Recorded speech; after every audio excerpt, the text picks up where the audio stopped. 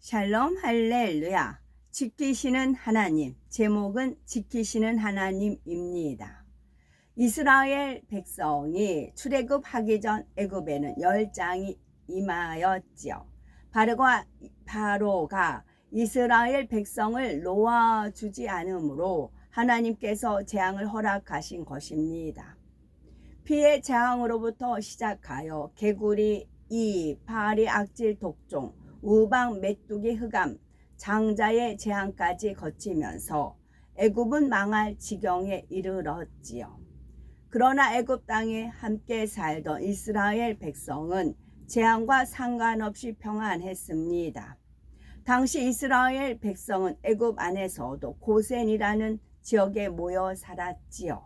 무수한 파리 떼가 애굽 온 땅을 덮어도 고센 땅에는 파리 떼가 나타나지 않았고, 애굽 전역에 우박의 재앙이 임할 때도 고센 땅에는 우박이 내리지 않았습니다.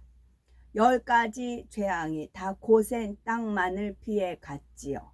이러한 일은 오늘날에도 일어나고 있습니다. 애굽에 내린 재앙은 영적으로 세상 사람들에게 임하는 모든 재앙을 상징합니다. 죄 가운데 사는 사람들은 각종 질병과 사고, 자연재해, 사업 실패, 가정의 문제 등으로 항상 고통을 받습니다. 하지만 빛 가운데 거하는 하나님의 자녀들은 영적인 고센 땅에 사는 것처럼 모든 재앙과 상관없이 살 수 있지요. 그러면 우리와 함께 하신 하나님의 은혜를 상고하며 지키시는 하나님에 대해서 말씀드립니다. 첫째는 지키시는 하나님께서는 성도들을 세상의 악으로부터 지키십니다. 두 번째는 하나님께서는 우리를 많은 재앙과 질병으로부터 지키시지요. 세 번째는 하나님께서는 우리가 원수마귀 사단의 밥이 되지 않게 지키십니다. 첫째는 지키시는 하나님께서는 우리를 세상의 악으로부터 지키십니다.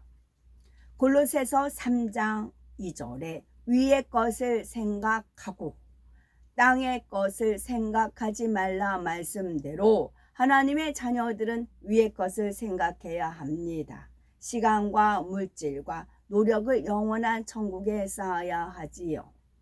그런데 구원받고 첫사랑에 충만하여 위의 것을 바라보고 가던 사람도 자칫 세상의 한눈을 팔게 되면 그때부터 문제가 생깁니다. 충만함이 떨어지면서 땅의 것들이 보이기 시작하는 것이지요. 충만할 때는 진리 안에 사는 것이 좋았는데 이제는 점점 어렵게 느껴집니다.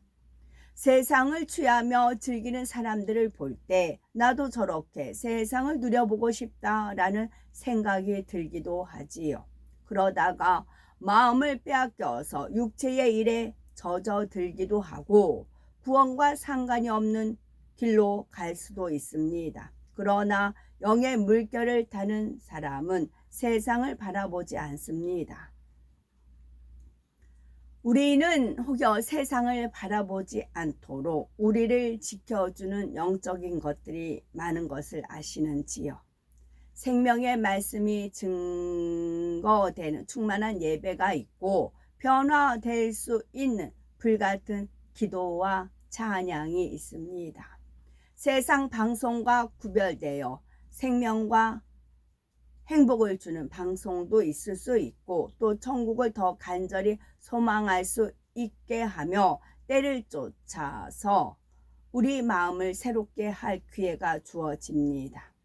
이 모든 것이 우리를 세상으로부터 지키시려는 아버지 하나님의 사랑과 은혜입니다. 이러한 은혜 속에서 예전에는 조금씩 즐기던 세상 것조차 끊고 영을 사모하며 달려가지요. 그 가운데 믿음과 충만함이 더해지고 응답과 축복의 간증이 넘칩니다. 그 중에서 성경을 읽으면서 축복받은 어느 분의 말씀, 두 번째는 하나님께서는 우리를 많은 재앙과 질병으로부터 지키십니다. 아무리 부유하고 명예와 권세가 있는 사람이라도 재앙과 질병에서 완전히 보호받을 수는 없습니다. 그러나 하나님께서 지키시는 성도들은 재앙이나 질병과 상관없이 살 수 있지요.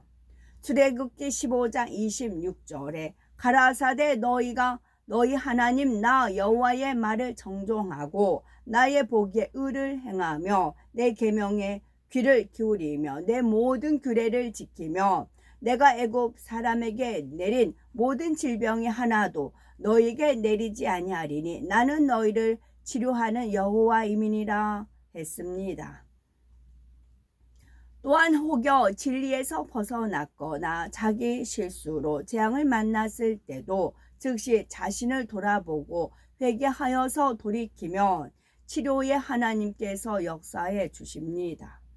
사람으로서는 아무리 절망적인 상황이나 손을 쓸 수 없는 질병이라 해도 하나님 앞에서는 아무것도 아닙니다.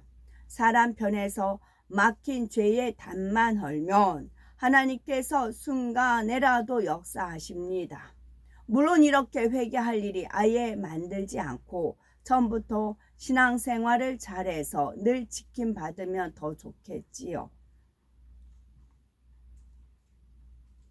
세 번째는 하나님께서는 우리가 원수마귀 사단의 밥이 되지 않도록 지켜주십니다. 창세기를 보면 하와를 미혹하여서 선악과를 따먹게 했던 뱀은 흙을 먹고 살게 됩니다. 이는 원수마귀 사단이 죄 가운데 사는 육의 사람을 밥으로 삼아 재앙과 환난을 가져다 준다는 뜻이지요. 원수마귀 사단은 이미 구원받은 하나님의 자녀들까지라도 어찌하든 미혹하려고 합니다. 세상 쾌락을 쫓게 만들고 핍박과 환난을 주어 실족시키려고 하지요. 그러나 우리의 믿음이 성장할수록 원수마귀 사단과 맞서서 싸울 힘이 생깁니다. 미혹을 단호하게 물리치고 진리를 택하지요. 연단이 와도 내 자신을 돌아보아 변화되며 기쁨과 감사로 승리해 나갑니다. 그러면서 합력하여 선을 이루시는 역사 속에 분야 축복도 받아 나갑니다.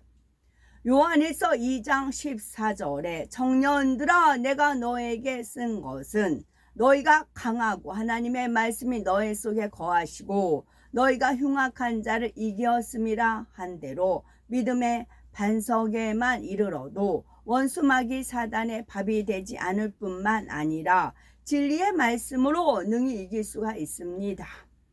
진리 안에 거하는 사람은 원수마귀 사단이 결코 만질 수가 없지요. 그러나 오늘날 대부분의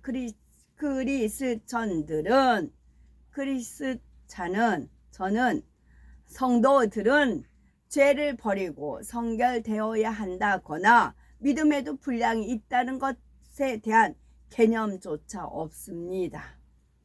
착하게 살아야 한다는 정도는 알지만 마음을 할례하여 죄를 버려 나가며 천국을 침노해 가는 사람은 거의 없지요. 그러다 보니 믿는다고 하면서도 여전히 원수마귀 사단의 밥이 되어 시험, 환난 속에 사는 경우가 많습니다. 하나님은 전능하십니다 하면서도 정작 문제가 있을 때는 세상을 의지하지요. 그러나 믿음이 있으면 마음의 할례를 하며 천국을 침노할 뿐 아니라 살아계신 하나님의 권능을 체험합니다. 믿음의 반석과 영에 이른 분들은 말할 것도 없고 초신자들이라도 진리를 배우는 대로 순종하여 행하기만 하면 원수마귀 사단으로부터 늘 지킴받지요.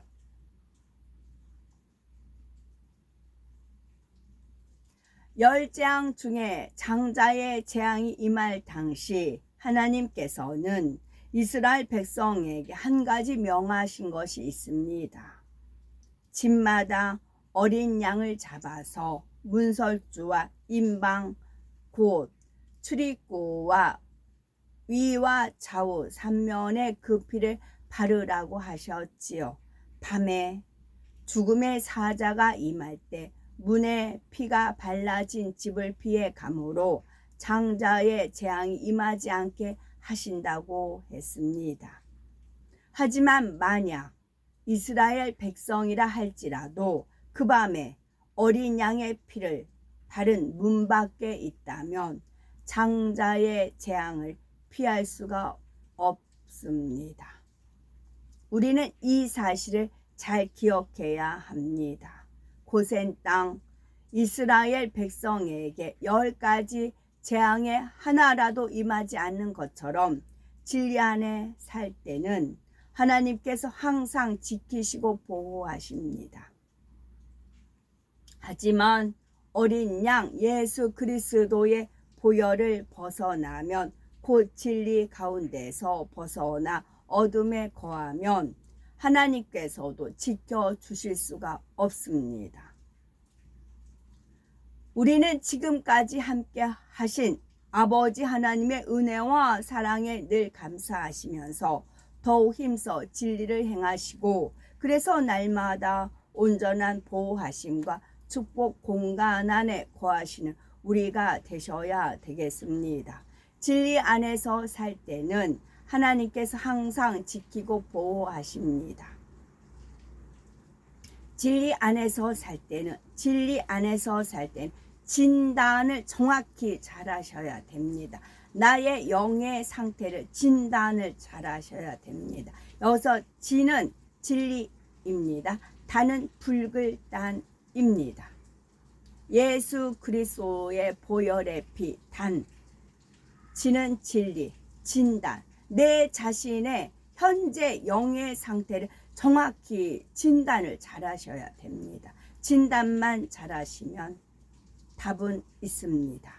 아멘.